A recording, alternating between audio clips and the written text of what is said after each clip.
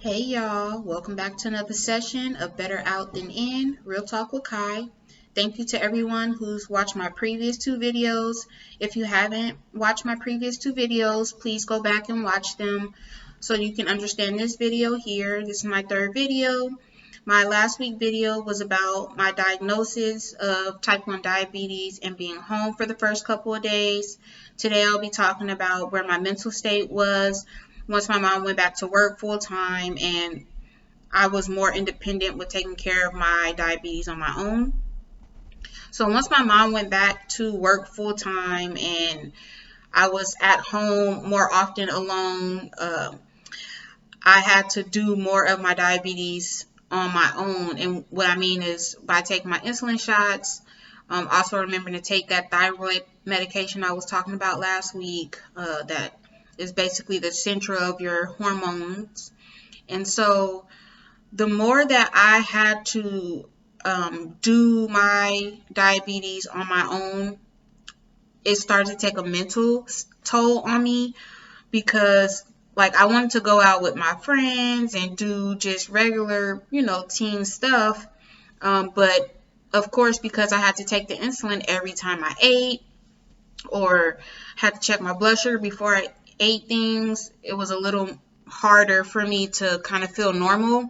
And so I'll say the first couple of weeks home, I really didn't do much. I would, go to school, come home, and just kind of stay at home because I didn't want to really deal with having to explain to people what I'm doing, or it was just kind of embarrassing of trying to check my blood sugar in front of people and also give myself shots. Because at that time, it was just like a vial of insulin and a syringe needle. Now they've updated to where you have like a insulin pen where it looks like a writing pen almost. And it's like kind of more discreet. So those are pretty cool now. But back when I was younger, they didn't have those. They had like the needle syringes and the vials of insulin. So you had to kind of carry that around, which was a kind of pest. I can remember for sure one time I went to the movies with a couple of friends, and you get your snacks, you get your popcorn, your hot dogs, your slushies, and we're going to find seats, and it's like, okay, Kai, you need to go to the restroom first to take insulin for all this stuff you're going to eat. But then it's like, dang, I don't want to feel different. So I didn't. I just went and sat down and enjoyed the movie and ate all the stuff without taking the insulin. And, I got home and my blood sugar was like sky high because I didn't take that insulin before eating all of the snacks. And that became kind of a normal thing for me to do. Kind of hanging out, being too embarrassed to check my blood sugar or to give myself insulin in front of people, or even to just take that break and go to a restroom to do it. I feel like I was missing out on something, or that people would judge me for what I was leaving for, or, tell me what I can and can't eat, or just because it was so misunderstood and didn't really know what diabetes really was or what it meant. I really kind of went into a mental state of, I guess you can say, denial of having diabetes. And also with the thyroid, with that being a big part of your hormones and just your overall development, that also caused my attitude and my thought process to be very, I don't want to say shady, but like mean, kind of. Like, any teen kind of has their, attitudes with their parents when they're asked to do certain things. But whenever I was questioned about taking my medication for my mom, or if I did what I was supposed to do with it, or any of those things, I would catch an attitude real bad. And I think it made my mom, to the point where it was like, okay, dang, I don't even want to ask her about it, because we would bump heads so much. And so we would go to the doctor's appointments for my diabetes checkups, and I would go into the appointments alone. They want to talk to you and check where your mental is, and I would tell them everything they wanted to hear. Like, yeah, I'm doing it, I'm doing this. Of course, the numbers that they checked when they ran all my tests show otherwise, right? And I'm like, I don't know why it's looking like that. I'm doing everything. I just don't think I have diabetes. And that's why I think this is not working, because I don't have diabetes.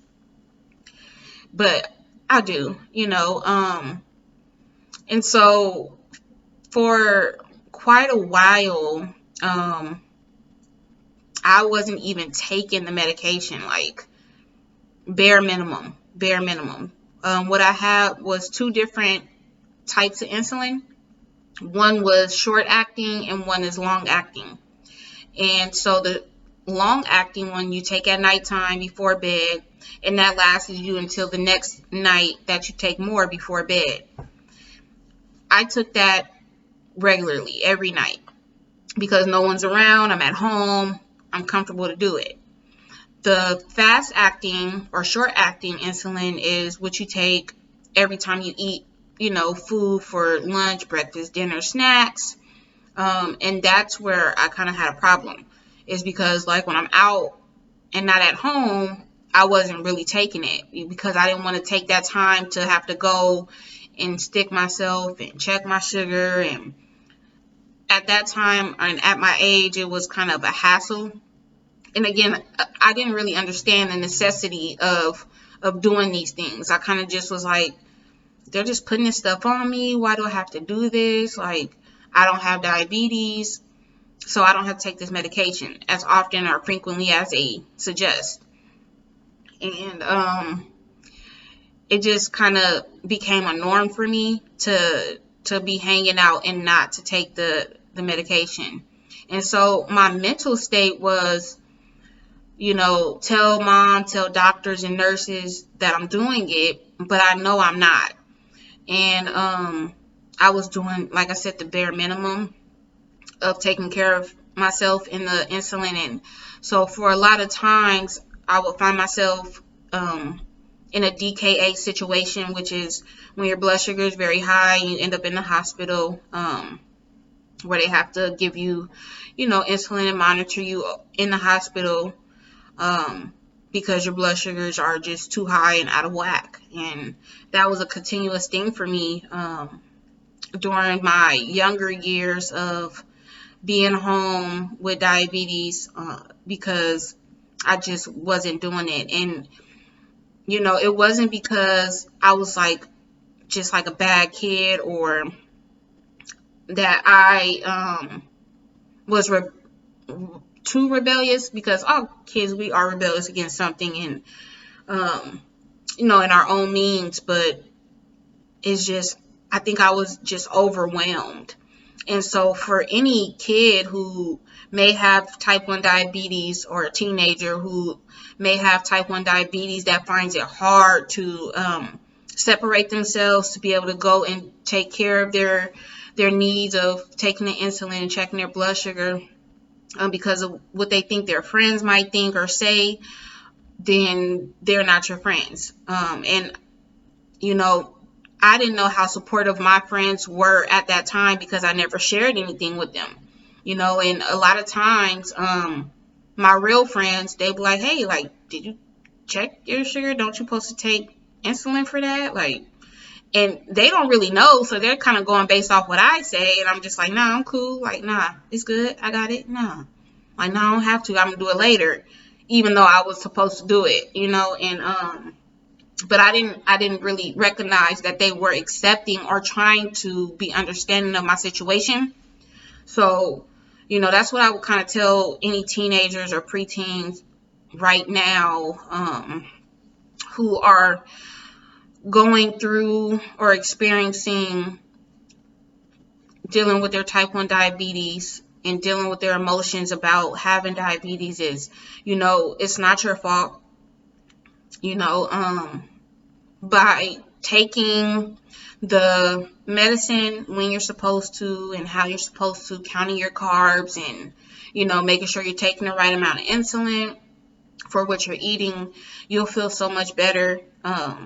You'll be able to think more clearly, and again, if your friends can't support you in understanding that you got to do this first, then they're not your real friends. We shouldn't be embarrassed about our situation, because I used to look at my high blood sugars as a grade. And what I mean is, like, say I get a 300 blood sugar. I'm like, bug, like, what did I do? I didn't eat nothing all day. Even though I know I didn't take the insulin, but it's like I didn't eat nothing all day. I haven't drank any juice or soda. Why is my blood sugar high? And it has nothing to do with what I'm doing, but because my body does not produce the insulin, and it doesn't, clear out the sugar how it's supposed to, and things just do not work how other people's body works, I can do absolutely nothing and my blood sugar can be high. And that's just based off any stress that I may have been experiencing, or working out, or just any type of movement that I'm doing. If my body feels like it's overly stressed, my blood sugar will go high.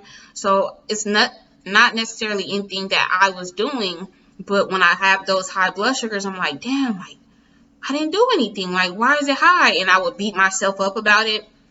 And then I would be more against checking the sugar because I didn't want to see those high numbers. And so I think that also kind of put me in an overwhelmed state of, like, damn, my sugar always high. I'm doing something wrong. And I didn't want to see it. I didn't like to fail. And so I feel like I was failing every time I saw those high numbers. But, I'll just tell anybody who has diabetes that is young and experiencing, trying to deal with understanding what your body's going through and why your blood sugars are high and why you can't get under control. It's not necessarily anything that you're doing wrong. So you just have to keep on that regimen, keep checking those sugars so that the doctors can see where they're spiking up, and kind of be able to adjust your medication to help them come down. And again, that'll give you some more clarity as to your mental state, because you can't think clearly when your blood sugars are high or too low.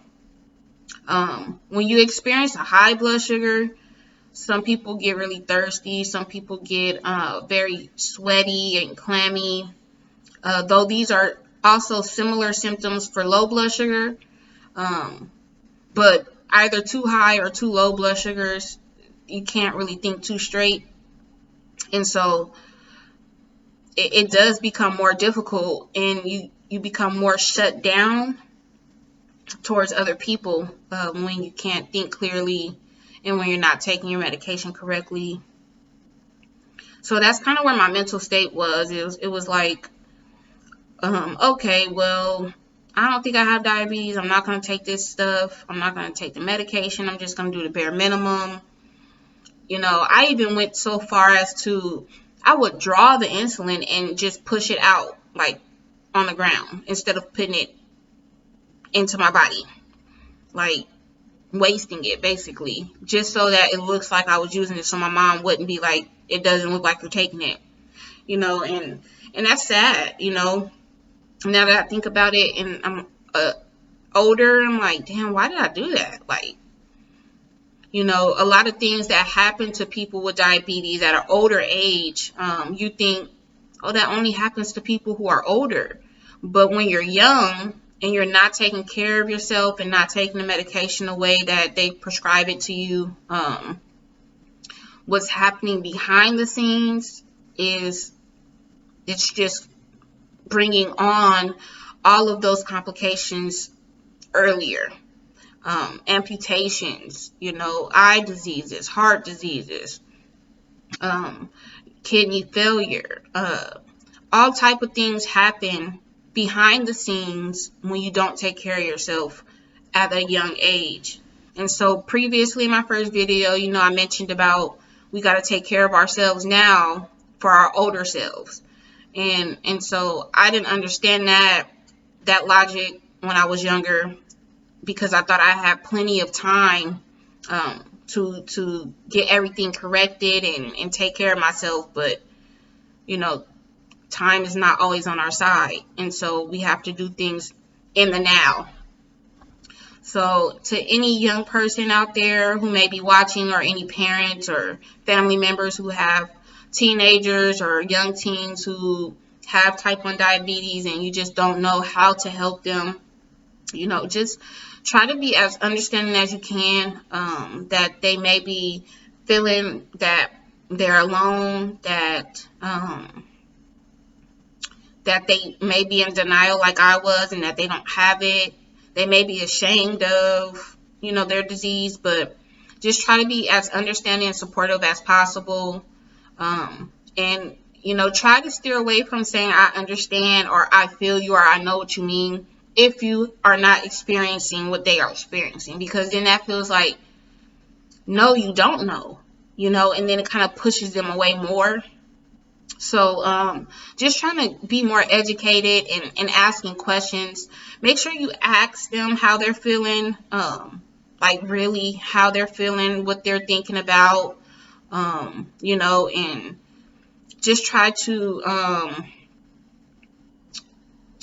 get to know what it is that they may be feeling, so that you can try to give them some advice, or try to reach out to someone to get them some advice. But let them know that, they aren't the only ones going through it. They are not alone. There are other people who have experienced or are experiencing what they are going through. And that, that they have to take care of themselves now for the older them, because, things can happen at any age. So yeah, next week I'll be bringing my mom on. She may not be on camera. She's a little camera shy. But I'll be having my mom answer some questions and just talk about how it was for her when I got diagnosed. If she has any advice or anything to say to people who may have young children getting diagnosed, or have children who have been diagnosed, or just for parents who just need some type of advice on how to deal with their kids with any type of diseases getting diagnosed at a young age. And if you guys have any questions or any comments, please let me know. I appreciate you all watching. Please share, like, subscribe, and follow. Thank you. God bless.